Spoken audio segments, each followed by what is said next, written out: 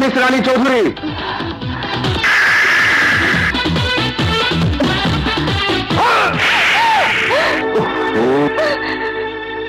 এই আমি লোফার, লাফাঙ্গা, মেয়েদের পিছে পিছে ঘুরে বেড়াই না? এই মিথ্যে কথাগুলো বলার জন্য আপনাকে শাস্তি উপহার দিলাম। ভবিষ্যতে রাজা সম্বন্ধে না জেনে একটি কথাও বলবেন না, ওকে? এই যে শুনুন, আমি এই তুই কি করলি? বললাম কমার্স ডিপার্টমেন্টের রানীর কথা, আর তুই কিনা সায়েন্স ডিপার্টমেন্টের রানীকে চট্টা মারলি। বলিস কি? তাহলে তো ভীষণ ভুল হয়ে গেল। এখন কি উপায়? ক্ষমা চেয়ে ভুল স্বীকার করা। ঠিক আছে, আমি যাচ্ছি। আপনার জীবন বৃত্তান্ত আর সার্টিফিকেট দেখেই বুঝতে পেরেছি চাকরি পাওয়ার সব যোগ্যতা আপনার আছে। আচ্ছা বলুন তো, এত যোগ্যতা থাকা সত্ত্বেও আপনার মতো ব্রিলিয়ান্ট মানুষের চাকরি হয় না কেন? মামা খালুবা টাকার জন্যই বলে। Very good. তা আপনার কোনটি আছে? কোনোটাই নেই স্যার। তাহলে আপনি ইন্টারভিউ দিতে এসেছেন কেন? চাকরিটা আমার ভীষণ প্রয়োজন, তাই যোগ্যতার উপর বিশ্বাস রেখেই ইন্টারভিউ দিতে এসেছি। আচ্ছা, মদে অ্যালকোহল থাকে কেন? আমি এমকমের ছাত্র, দয়া করে কেমিস্ট্রি বা বায়োলজির কোনো প্রশ্ন করবেন না স্যার। আচ্ছা, মাথার উপর ফ্যানটি কিসের সাহায্যে ঘুরছে? বিদ্যুতের সাহায্যে। এটা কি কমার্সের সাবজেক্ট? না স্যার। তাহলে বললেন কিভাবে? কমন সেন্সে। ইয়েস, আর তাই বায়োলজি, কেমিস্ট্রি, কমার্সের সাবজেক্টের কথা ভুলে গিয়ে কমন সেন্সে উত্তর দিন। আচ্ছা, একজন সতী নারীর নাম বলুন তো। বিবি মরিয়ম। তাহলে কি আপনার মা অসতী নারী?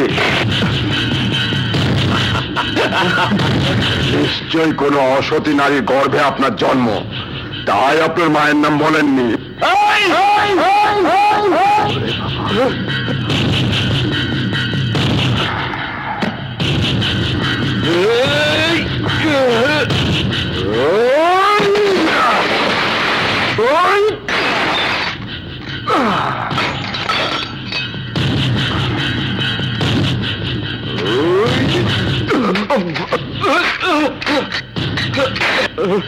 আমাদের ভুল হয়ে গেছে, আমাদের মাফ করে দিন।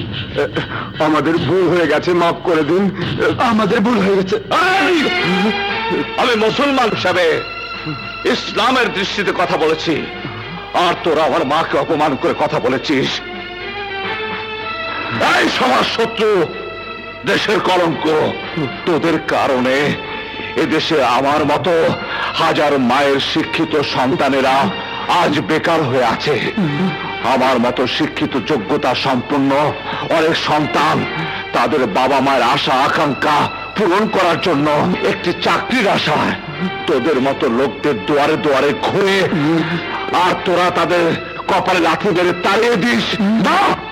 তাই সাবধান করে দিচ্ছি, নইলে জীবনের বিনিময় এই অপরাধের শাস্তি তোদের ভোগ করতে হবে। শুনে রাখ, তোদের কাছে যখন সার্টিফিকেটের কোনো মূল্য নেই, তখন এই হাত পায়ে কাজে লাগাবো। বুঝবো না কেন?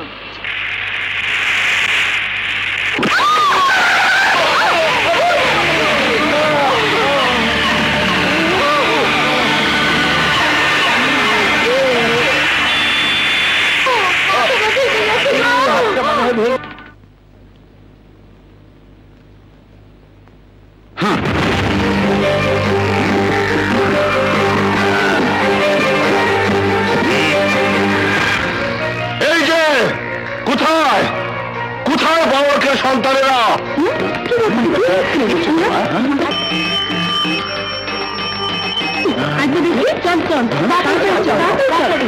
এক্সকিউজ মি, আমরা শুধু 3700 নম্বরের গাড়িটি যে নিয়ে এসেছে তাকে চাই। হ্যাঁ হ্যাঁ, 3700 গাড়ি নাম্বারটি কার?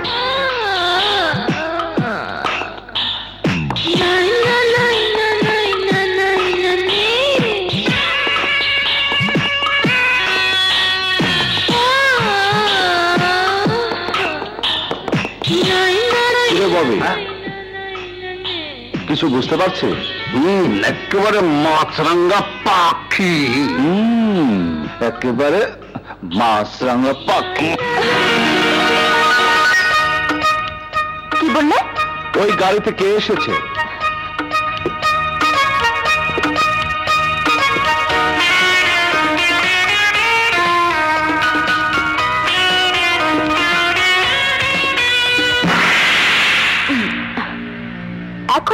বুঝতে পারছো, এবার বলো আমাকে খোঁজার কারণটা কি? আমাদের দেখেও কারণটা বুঝতে পারছেন না? দেখুন মিস, ভালো করে চেয়ে দেখুন। এমন ভাবে অ্যাক্সিডেন্ট করেছেন যে আমার রিক্সা ভেঙে পার্স একটাও জায়গা মতো নেই।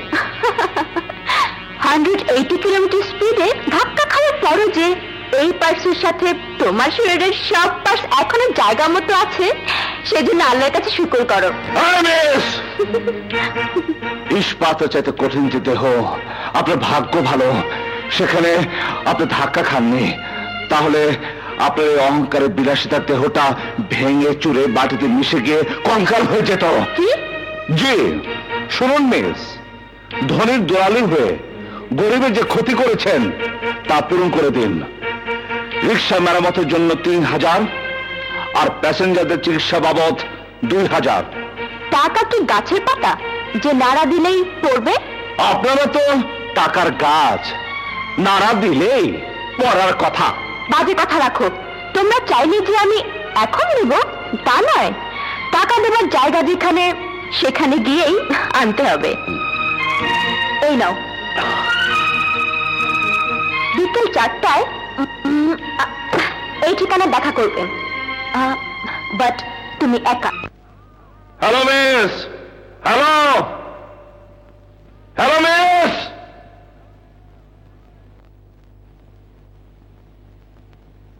আরে শালা, ভুল জায়গা তো আসলাম না? না, তুমি ঠিক জায়গা মতো এসেছো, কিন্তু এটা ফুটপাতের কোনো রিক্সা স্ট্যান্ড নয়। এই শহরের একজন নামি দামি ভদ্রলোকের বাড়ি। সুতরাং অভদ্রের মতো গলা ছেড়ে গলাবাজি করবে না। বলো কেন এসেছো? বাহ মিস বাহ, আপনার ভাবে বোঝা যাচ্ছে প্রাচুর্যের মাঝে ডুবে থেকে সকালের কথা বিকেলে ভুলে যান। যাওয়ারই কথা, কারণ খেটে খাওয়া মানুষের ঘরে জন্ম নিলে এই ভুল হতো না। যা 5000 টাকা দিয়ে দিন, আমি কেটে পড়ি। আমার কাছে ডিমান্ড করে কেউ কোনোদিন কিছু পায় না। যেহেতু প্রয়োজনটা তোমার, সেহেতু হাত পেতে দয়া ভিক্ষা চাইতে হবে। নো মিস নো, আমি কোনো দান খরচ চাইতে আসিনি যে আপনি আমাকে দয়া করবেন। আরে দয়া তো করেছে আমি, যার কারণে অপরাধ করেও আপনাকে আইনের সাজা ভোগ করতে হয়নি। আমি জানি তোমার মতো ছোট লোক দিনমজুরদের কাছে মান সম্মানের কোনো মূল্য নেই। তাই তো কলেজে তোমার সাথে বোঝাপড়া করে আমি আমার মান সম্মান নষ্ট করতে চাইনি। আরে আমার মতো মজুররা দিন মজুরি করে চলতে পারে, মরতেও পারে, কিন্তু আপনারা মজুরি ছাড়া বাঁচতে পারবেন না, মরতেও পারবেন না। কারণ টাকা হচ্ছে আপনাদের ক্ষমতা, আর হাত পা আর সততা হচ্ছে আমাদের মতো দিন মজুরদের ক্ষমতা। ভালো ভালো আমার পাওনা টাকাটা দিয়ে দিন। দেব, দেবার জন্যই তো এখানে ডেকে এনেছি।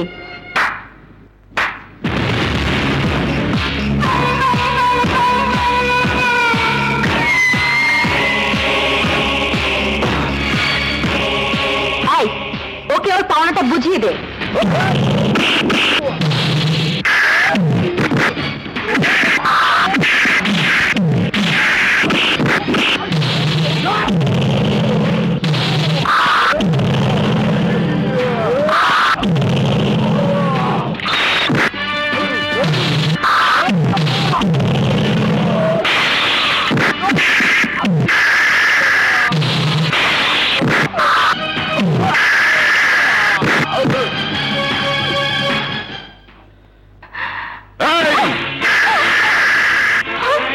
ইচ্ছে করলে শুধু 5000 টাকা নয়, তোকে সহ তোর পুরো বাড়িটা আমি নিয়ে যেতে পারি, কিন্তু সেরকম অমানুষ আমি নই। তাই কাল তুই নগর এলাকার রিক্সা স্ট্যান্ডে গিয়ে নিজ হাতে টাকাটা দিয়ে ক্ষমা চেয়ে আসবি।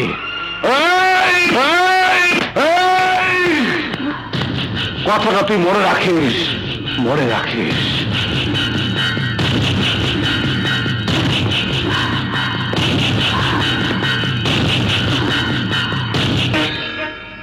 অবশ্যই মনে থাকবে।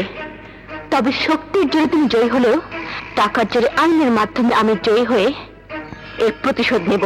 যাহা বলিব সত্য বলিব, সত্য বই মিথ্যা বলিব না। ইওর অনার, আমরা ওনার রিকশা চড়ে যাচ্ছিলাম, তখন হ্যাঁ বলুন। মানে তখন কি হলো বলুন। তখন ওই ম্যাডাম গাড়ি চালিয়ে আসছিল, আর ও রিকশা চালিয়ে গিয়ে বেসামাল হয়ে ম্যাডামের গাড়ির সাথে ধাক্কা লাগিয়ে দিল। আমরা পরে গিয়ে আহত হয়ে উঠে দেখলাম রিকশা সম্পূর্ণ ঠিক আছে। এই মিথ্যাবাদীর দল! Order, order, order. আসামি নিশান চৌধুরীর বিরুদ্ধে আনিত অভিযোগের সাক্ষীর ভিত্তিতে আসামি দোষী সাব্যস্ত হওয়ায় আদালত আসামিকে 2000 টাকা জরিমানা দেওয়ার আদেশ দিচ্ছে।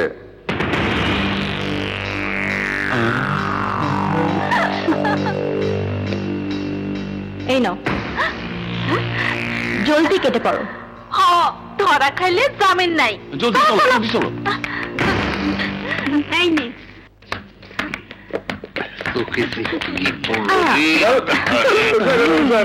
শোনো, নাও আইসক্রিম খেয়ে গরম মাথা ঠান্ডা করো।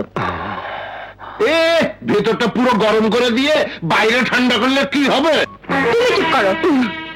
এবার বুঝলে তো, টাকার ক্ষমতার কাছে তোমাদের ক্ষমতার কোনো মূল্য নেই। আমি ইচ্ছে করলে আবার গাড়ির ধাক্কায় রিক্সা ভেঙে দিয়ে প্রমাণ করতে পারি আমি নির্দোষ আর তুমি ঠিক। মনে রেখো, আমি ইচ্ছে করলে শুধু নগর এলাকা নয়, এই দুনিয়া থেকে তোমাকে চিরদিনের জন্য সরিয়ে দিতে পারি, কারণ আমি যে পথ দিয়ে যাই তুমি সে পথের ধুলো মাত্র। Good bye.